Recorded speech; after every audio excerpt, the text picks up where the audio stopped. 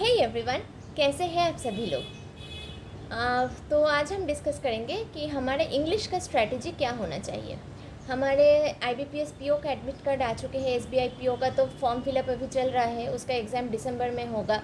और उसके साथ साथ हमारे आईबीपीएस क्लर्क का जो मेंस है वो भी है, और कुछ वगैरह वगैरह बहुत सारे एग्ज़ाम्स अभी अपकमिंग हैं। तो फिर इंग्लिश का स्ट्रैटेजी, पहली बात जो बतानी है कि इंग्लिश एक बहुत वास्ट चीज़ है, मतलब बहुत ज़्यादा रूल्स है, बहुत कुछ याद करने पड़ते हैं।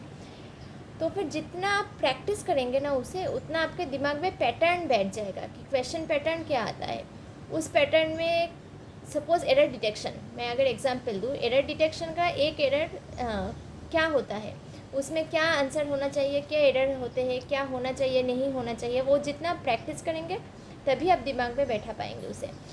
वरना क्या होता है, रूल्स तो खैर है कि एक दो हमें याद करने हैं, ठीक है, लेकिन इंग्लिश का इतना ज़्यादा रूल्स होते हैं। अगर हम सब कुछ याद करने बैठ जाए तो फिर एग्ज़ाम में क्वेश्चन को देख के उसे अगर ये दिमाग में चलता रहे कि इसमें क्या रूल बैठेगा, वहाँ पे हमारा टाइम निकल जाएगा। तो फिर एक क्वेश्चन में देखा जाएगा कि आप 1 मिनट ले रहे हैं, वहाँ पे हमारा टाइम शॉर्टेज हो जाएगा, आप क्वेश्चंस कम अटैम्प्ट कर पाएंगे, मार्क्स चला जाएगा उधर। तो फिर आप जितना प्रैक्टिस करेंगे ना, जैसे कि एरर डिटेक्शन होता है, कि क्लोज टेस्ट होता है, कि इसके बाद क्या बैठता है, क्या एरर होता है, तो जितना आप प्रैक्टिस करेंगे, पैटर्न को पहचानेंगे क्वेश्चन की, उतना इंग्लिश आप अच्छे से इम्प्रूव कर पाएंगे।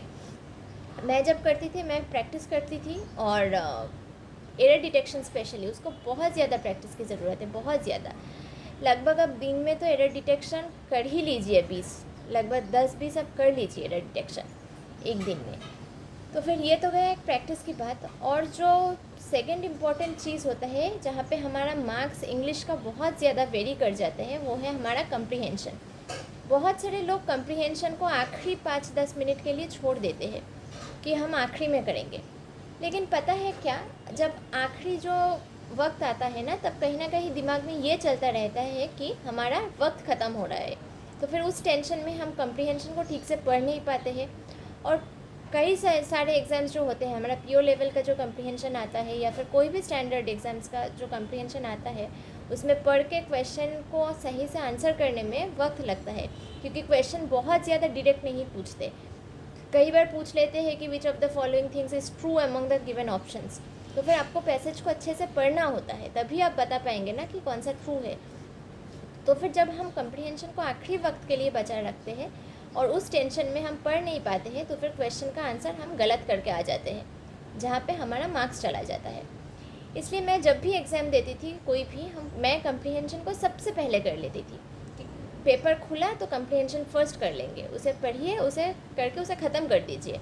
फिर बाकी जो है वो आपका जल्दी जल्दी हो जाएगा, कि एरर डिटेक्शन आप कर लिए, फटाफट हो जाता है वो। लेकिन कंप्रीहेंशन का क्या है, वहाँ पे हमें पढ़कर समझने की ज़रूरत है उसको, फिर क्वेश्चन का आंसर हम दे पाएंगे। इसलिए कंप्रीहेंशन अगर आप पहले कर लेते हैं तो फिर आपका वो उसमें फ़ायदा होगा।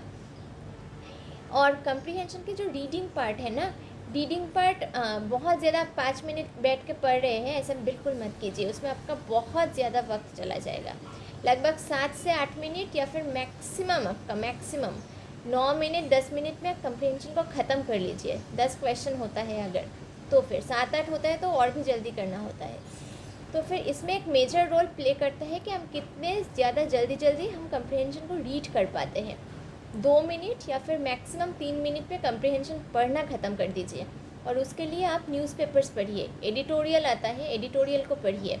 क्योंकि कंप्रीहेंशन जो हमारे आते हैं पीओ लेवल के एग्ज़ाम्स में स्पेशली, वो कुछ स्टोरी नहीं आता है कि आप लोग को जानते ही होंगे कि स्टोरी बेस्ड कंप्रीहेंशन आ गया, ऐसा नहीं आता है। वो अगर कुछ लाइक ग्रीन एनर्जी के ऊपर आ गया, या फिर करंट फिनेंशियल कुछ न्यूज़ के ऊपर आ गया, ऐसे कंप्रीहेंशन आते हैं।